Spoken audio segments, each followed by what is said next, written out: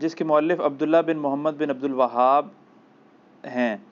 اس بک کی soft copy تو آپ کے ویب سائٹ اہلسنت.پاک.com پر موجود ہے، لیکن ہارڈ کاپی کسی بھی بک شاپ پر نہیں مل رہی۔ پلیز اس حوالے سے کوئی مکتبہ ہو تو اس کا ایڈریس یا فون نمبر ضرور شیئر فرما دیں۔ دیکھیں، جب یہ ویڈیو ریکارڈ ہوئی تھی نا، میں نے اسی وقت بتایا تھا کہ یہ جو مختصر سیرت الرسول کتاب ہے نا، شیخ عبداللہ بن محمد بن عبد الوہاب المتوفی 1242 ہجری، یہ کتاب صرف عربی کے اندر دارالاسلام والوں نے شائع کی ہے۔ اس کا اردو ترجمہ ہمارے جہلم شہر سے 1990 میں چھپا تھا، اس کے بعد 4-5 دفعہ پرنٹ ہو چکا ہے۔ اس کے رائٹ صرف ان کے پاس تھے، اس اعتبار سے کہ انہوں نے اس وقت تو آپ کو پتہ ہے کاتب کی رائٹنگ ہوتی تھی، لاکھوں روپیہ لگتا تھا، کمپوزنگ والا چکر تو نہیں ہوتا تھا، تو یہ کئی سال تک انہوں نے ہزاروں کاپیاں مفت بانٹی ہے۔ ہمارے جہلم میں شاید ہی کوئی گھر ہو جس میں وہ کتاب نہ ہو، قطع نظر کہ وہ بریلوی ہیں، دیوبندی اہل حدیث ہیں، یہاں پہ مفت وہ بانٹی گئی کتاب۔ بانٹتے رہے، پھر جب آپ کو پتہ ہے وہ کسی چندے کی بنیاد پہ ہی چل رہا ہوتا ہے، جب وہ چندہ رک گیا تو انہوں نے وہ مفت پرنٹنگ اس کی بند کر دی، اور پھر پرنٹنگ بھی بند ہو گئی۔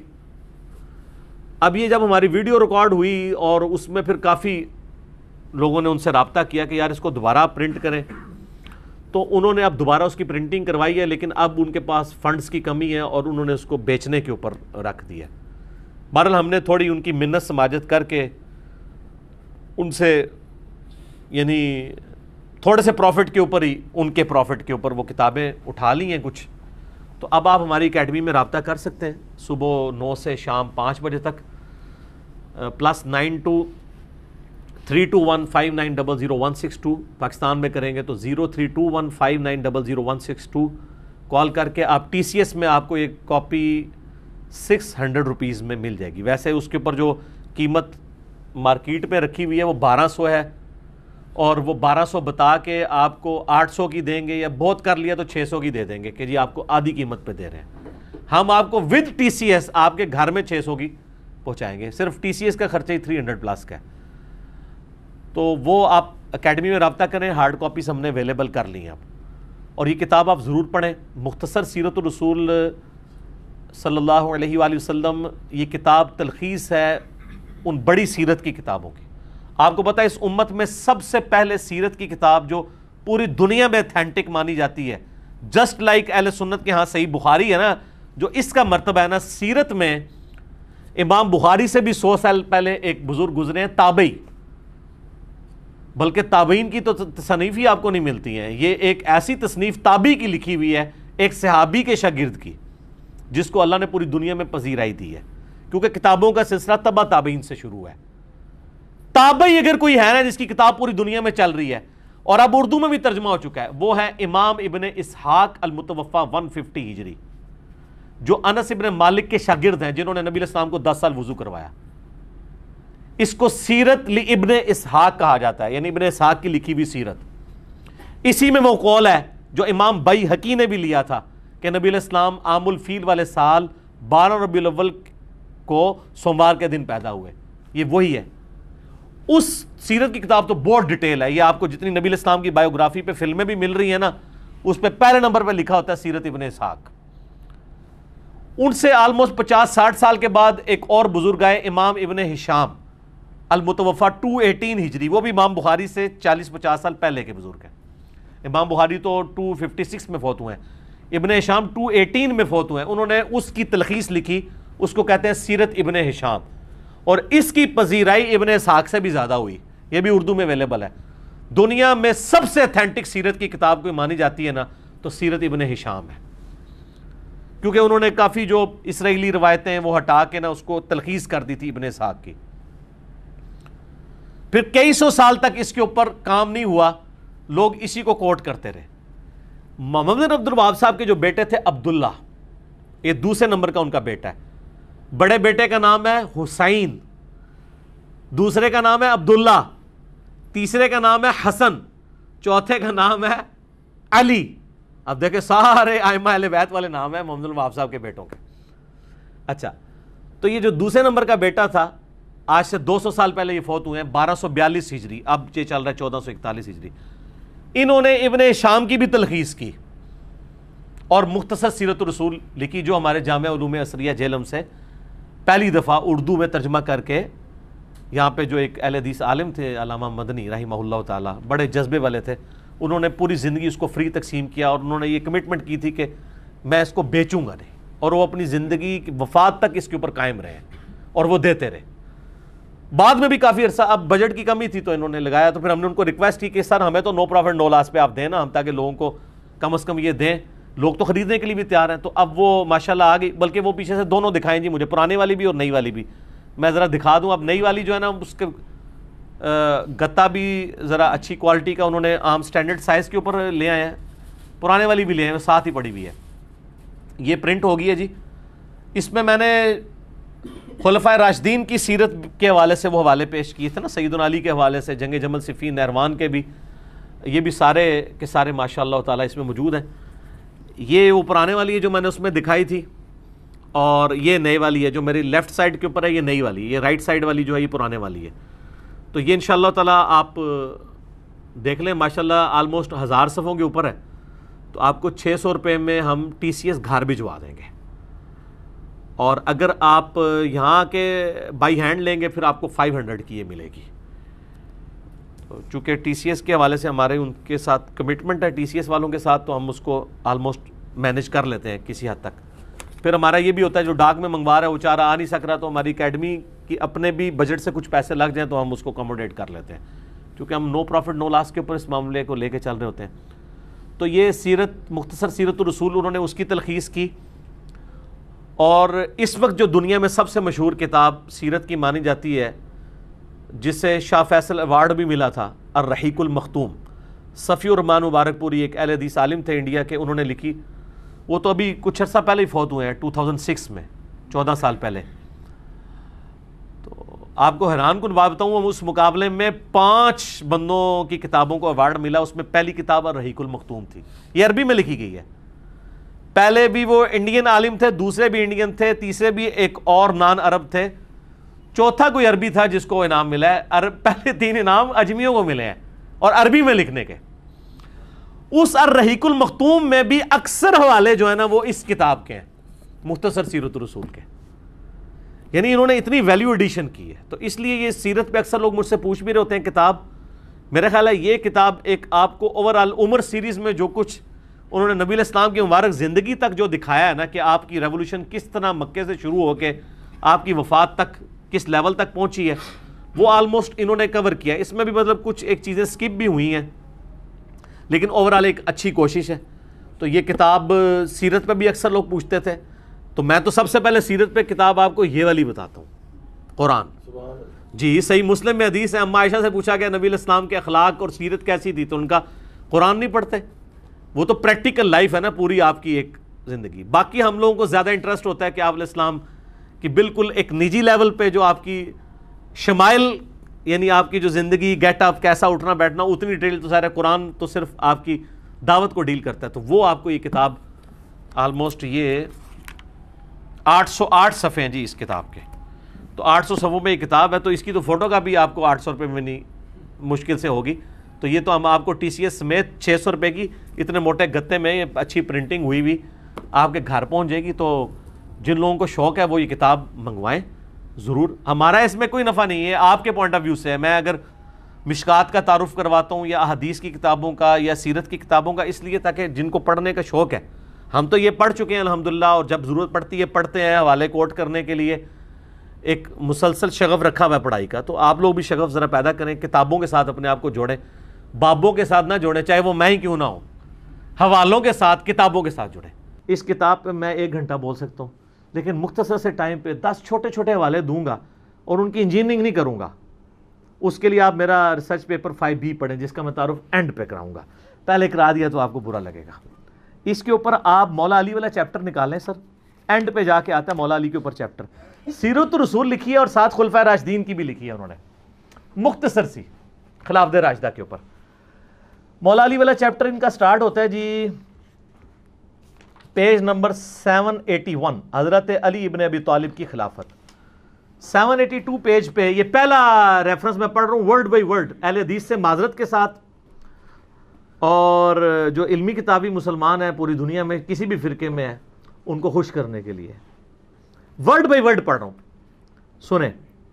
حضرت معاویہ رضی اللہ تعالیٰ عنہ نے اہل شام سمیت حضرت علی رضی اللہ تعالیٰ عنہ کی بیعت نہیں کی، پھر ان کی صرف مخالفت ہی نہیں کی بلکہ ان پر قتل عثمان میں اعانت یعنی مدد کرنے اور اس پر رضامندی کا الزام بھی دھر دیا، مگر اللہ نے ان کو اس سے بچا لیا۔ میں امیر شام کے بارے میں کوئی کمنٹس نہیں کرتا، یہ جو کر دیے یہ خود ہی کافی ہیں، اور یہ بالکل صحیح بات لکھی ہے انہوں نے۔ اس کے سپورٹ میں گھنٹوں بول سکتا ہوں، نہیں بولوں گا کیونکہ یہ خود اتنے بڑے عالم ہیں کہ ان کو مجھے سرٹیفائی کرنے کی ضرورت نہیں ہے، کوئی اہل حدیث کے امام ہے۔ اچھا جی، دوسرا ریفرنس جنگ جمل کے کانٹیکسٹ میں وہ لکھتے ہیں، اس کے بعد حضرت علی نے حضرت عائشہ کو مدینہ منورہ بھیج دیا، وہ جانے لگی تو لوگ ان کو ودا کرنے کے لیے دور تک ان کے ساتھ گئے۔ یہ ودا لفظ نہیں ہوتا، ودا ہوتا ہے زبر کے ساتھ۔ حضرت علی رضی اللہ تعالیٰ عنہ نے سفر خرچ کا انتظام بھی کیا، اس طرح وہ باحفاظت اور صحیح سلامت گھر پہنچی۔ بعد میں وہ اپنے سفر کو یاد کر کے اس قدر روتی کہ آنسوؤں سے ان کا دوپٹہ بھیگ جایا کرتا اور کہتی کاش میں پیدا ہی نہ ہوئی ہوتی، کاش میں اس واقعے سے 20 سال پہلے ہی مر جاتی۔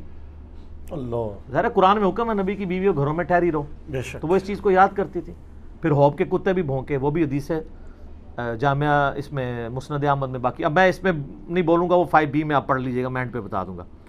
ریفرنس نمبر 3 جنگ صفین کے بارے میں لکھتے ہیں، عمار کی شہادت کے بعد عمر ابن عاص نے لڑائی چھوڑ دی، ترک کر دی، اور بہت سے لوگوں نے بھی ان کی پیروی کی۔ حضرت معاویہ رضی اللہ تعالیٰ نے ان سے پوچھا آپ نے لڑائی کیوں ترک کی ہے؟ انہوں نے کہا ہم نے عمار کو قتل کر دیا ہے، اور میں نے حضرت صلی اللہ علیہ وآلہ وسلم سے سنا ہے کہ آپ علیہ السلام فرمایا کرتے تھے کہ عمار کو باغی جماعت قتل کرے گی، معلوم ہوا کہ ہم تو باغی ہیں۔ اس پہ حضرت معاویہ بولے خاموش رہ، واللہ تم اونٹ کی طرح اپنے ہی پیشاب میں پھسلتے ہو، یعنی تم یہ حدیث بھی جانتے ہو جیسے اونٹ پیشاب کر کے بیٹھ جاتا ہے، تو کام تو تم نے خود ڈالا ہے میرے ساتھ مل کے، اور اب اپنی غلطی خود ہائی لائٹ کر رہے ہو۔ کیا ہم نے ان کو قتل کیا ہے؟ ان کو تو علی رضی اللہ تعالیٰ ان کے ساتھیوں نے قتل کیا ہے جنہوں نے ان کو ہمارے درمیان لا پھینکا، ہم تو اپنے بچاؤ کے لیے لڑ رہے تھے جس میں وہ قتل ہو گئے۔ ان کا حضرت عمار جو لڑنے آئے تھے حضرت علی کے ساتھ نہ آتے تو نہ قتل ہوتے، یہ اسی طریقے سے ہے کہ نہ آپ روڈ پہ چڑھتے نہ ایکسیڈنٹ ہوتا نہ قتل ہوتے۔ اچھا آگے سنیں، حضرت علی رضی اللہ تعالیٰ کو جب حضرت معاویہ کی اس بات کی خبر ہوئی تو انہوں نے کہا اگر میں نے ان کو قتل کیا ہے یعنی حضرت عمار کو، تو پھر اپنے چچا حضرت حمزہ کو حضرت نے قتل کیا ہے جنہوں نے ان کو کفار کے مقابلے میں بھیجا تھا۔ اے پھکی دیتی اینٹی وینم الزامی جواب کہ اگر حضرت حمزہ حضور کی طرح لڑتے ہوئے مارے گئے ہیں تو کیا حضور نے قتل کروایا ہے؟ کبھی کافروں کے مقابلے میں بھیجا؟ اگر عمار کو میں نے تیرے مقابلے میں بھیجا ہے امیر شام کے مقابلے پہ تو مجھے تم قتل ٹھہرا، یعنی وہ اینٹی وینم والا جواب دیا۔ چوتھا ریفرنس جنگ نہروان کے بارے میں، یہ وہ باتیں جو پبلک کے سامنے نہیں کرنی چاہیے لیکن یہ کی ہوئی ہیں، انہوں نے پرنٹ کر رہے ہیں، مفت بانٹ رہے ہیں۔ جنگ نہروان خوارج کے خلاف، وہ کہتے ہیں کہ کافی انہوں نے ڈسکشن کی ہے، اس میں لکھتے ہیں ابو سعید خدری کہتے ہیں کہ میں نے رسول اللہ صلی اللہ علیہ وسلم سے سنا تھا خوارج کے بارے میں، وہ جو بخاری مسلم کی حدیث ہے کہ وہ دین سے ایسے نکل جائیں گے جیسے شکار سے تیر اپنے شکار سے نکل جاتا ہے۔ اینڈ پہ وہ کہتے ہیں میں گواہی دیتا ہوں، یہ بھی بخاری مسلم دونوں میں ہے، کہ علی نے ان کو قتل کیا تھا اور میں بھی ان کے ساتھ شامل تھا۔ انہوں نے اس آدمی کو لانے کا حکم دیا جس آدمی کے بارے میں بخاری مسلم میں آتا ہے کہ ان کا سرغنہ وہ ہوگا کہ جس کا ایک بازو کٹا ہوگا اور اس کی جگہ گوشت کا ایک لوتھڑا لٹک رہا ہوگا، تو اس کی لاش 3 دفعہ ڈھونڈی گئی، بخاری مسلم میں آتا ہے، نہیں ملی، پھر حضرت علی خود گئے اور لاشوں میں سے نیچے سے نکالی، تو وہاں پھر صحابہ نے نعرہ لگایا کہ حضرت علی حق پہ ہیں، کیونکہ نبی علیہ السلام نے پہلے ہی فرمایا تھا کہ یہ ان کے سرغنہ کی نشانی ہوگی۔ پھر وہ کہتے ہیں کہ صحیح مسلم میں حضرت ابوبکر رضی اللہ تعالیٰ عنہ سے مروی ہے کہ اگر وہ فوج جو خوارج سے لڑے گی اس کے ثواب کو جان لے جو حضرت کی زبانی ان کے لیے مقرر کیا گیا ہے تو وہ مزید عمل کرنے کی ضرورت ہی محسوس نہ کریں اور اسی پر بھروسہ کر لیں۔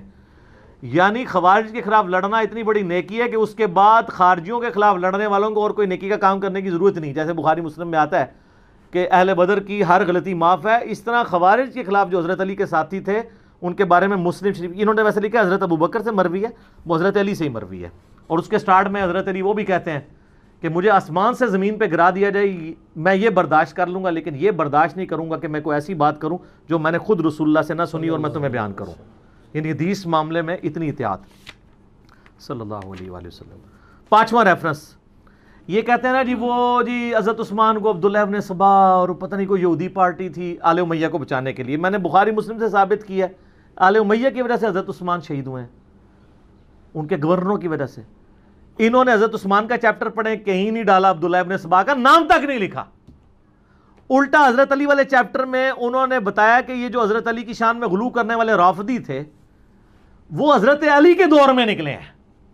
اس کے اوپر پورا چیپٹر انہوں نے بنایا ہے. فرقہ غالیہ کا خروج، حضرت علی کے زمانے میں ایک غالی فرقہ پیدا ہوا. کرتے کرتے نا اینڈ پہ وہ لکھتے ہیں کہ حضرت علی نے اپنے غلام قمبر کو بلایا اور پھر انہوں نے جو ہے نا وہ ان لوگوں کو آگ میں جلا دیا جن لوگوں نے حضرت علی کے لیے الوہیت کلیم کی تھی، جس کی باقیات آج کل یہ نصیری ہیں. اور پھر وہ بخاری میں آتا ہے نا کہ حضرت ابن عباس تک بات پہنچی تو کہتے کاش حضرت علی ایسا نہ کرتے، کیونکہ یہ سزا آگ میں جلانے والی اللہ کے ساتھ خاص ہے، مخلوق نہیں جلا سکتی. تو حضرت علی نے کہا کہ ابن عباس نے سچ کہا.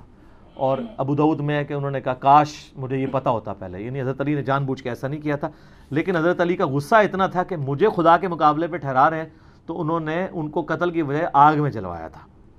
یہ تو خود مان رہے ہیں اس میں. اچھا جی، ریفرنس نمبر 6 حضرت علی کے بارے میں لکھتے ہیں کہ لباس اور خوراک میں آپ کی سادگی بیان سے باہر ہے. آپ کا عمل اور فضل اسلام کی طرف سبقت اور رسول اللہ کی مائیت میں کفار سے جہاد ازر من الشمس ہے صلی اللہ علیہ وآلہ وسلم.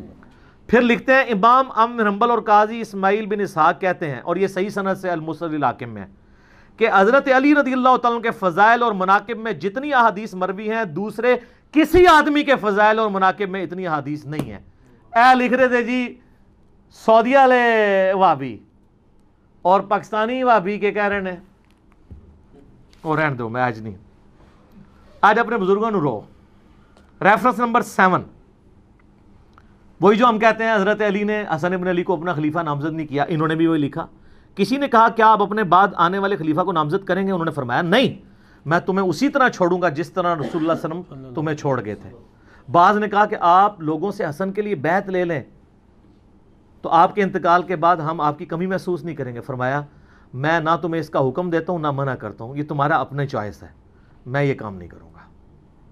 یہ بات ہے سر، خلافت و ملوکیت میں یہ فرق ہے.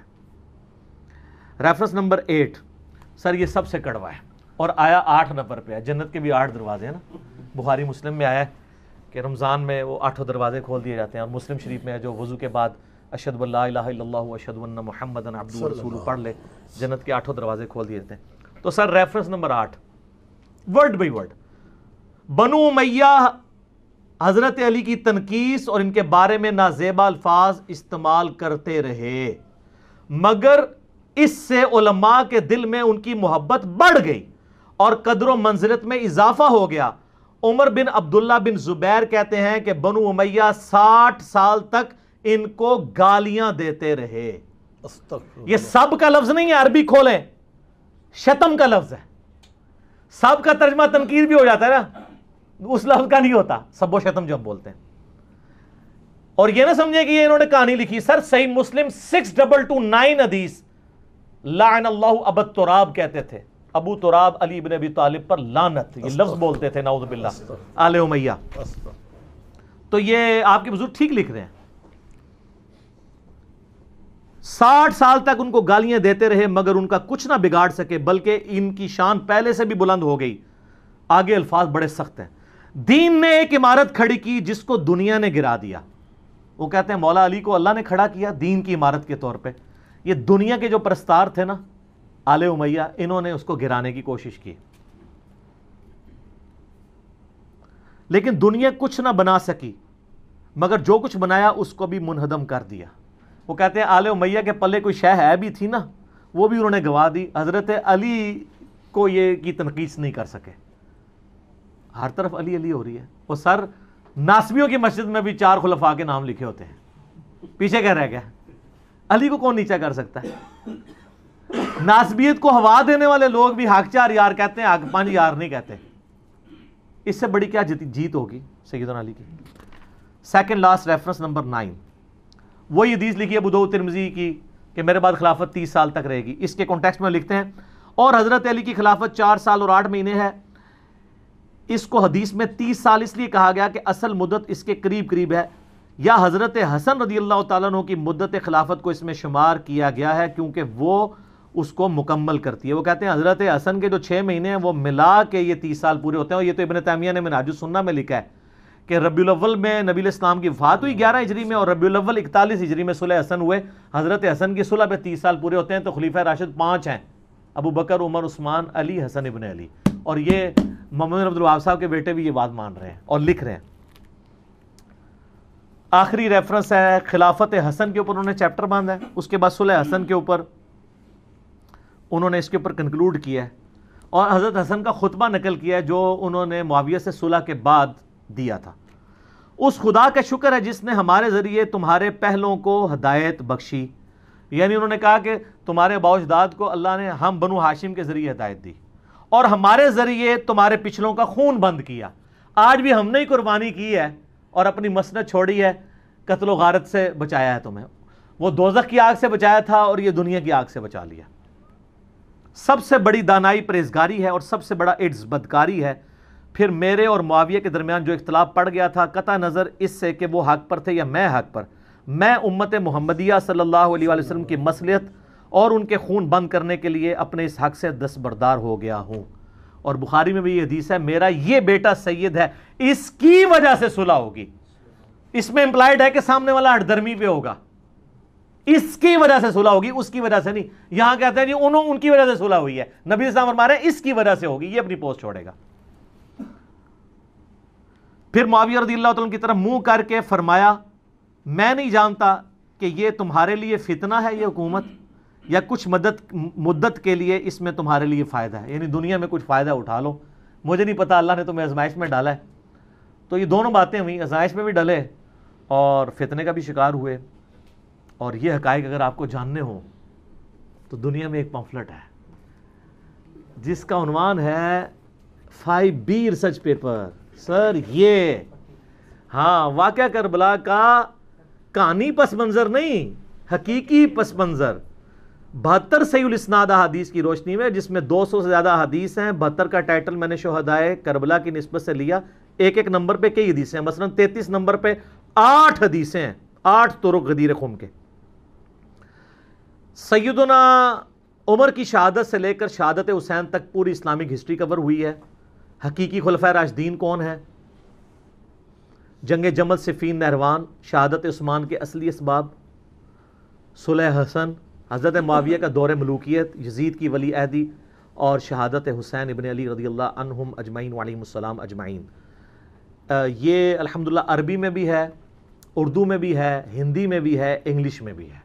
ہماری ویب سائٹ ahlsunnatpak.com پہ آپ ریسرچ پیپرز والے پورشن سے مفت ڈاؤن لوڈ اس کا PDF کریں، گروپ میں رابطہ کر کے واٹس ایپ کے ذریعے PDF منگوا لیں. اس میں اکثر حدیث بخاری مسلم سے ہیں، تحکیم کی ضرورت نہیں. اور جن پہ تحکیم کی ضرورت تھی میں نے دور حاضر کے بڑے بڑے محدثین، شیخ البانی رحمہ اللہ تعالی، شیخ زبیر علیزئی رحمہ اللہ تعالی، شیخ شعیب ارنوت رحمہ اللہ تعالی، شیخ سلیم اسد اور غلام مصطفیٰ ظہیر حافظہ اللہ تعالی من الجنت والناس، جو زبیر علیزئی صاحب کے باغی شاگرد، لیکن تحکیم تو لگا بیٹھے ہوئے ہیں وہ، اور ہم نے اس میں ڈالی ہوئی ہے. اور باقی لوگ، میں تو مطلب اولو العلم قائما بالقسط ہوں الحمدللہ. جس کی جو پازیٹیو چیز ہے وہ پروموٹ کروں گا، سب کی تحکیم کے ساتھ ہے. اور یہ خیالی پس منظر نہیں ہے، احادیث کی روشنی میں ہے. یہ صلاح الدین یوسف صاحب کی جھوٹی تاریخ یا وہ سنابلی کی لکھی ہوئی جھوٹی تاریخ نہیں ہے، احادیث ہیں جو کہ خلافت و ملوکیت مولانا مودودی رحمہ اللہ تعالی کی کتاب کا حدیثی دفاع ہے، حدیث کی روشنی میں.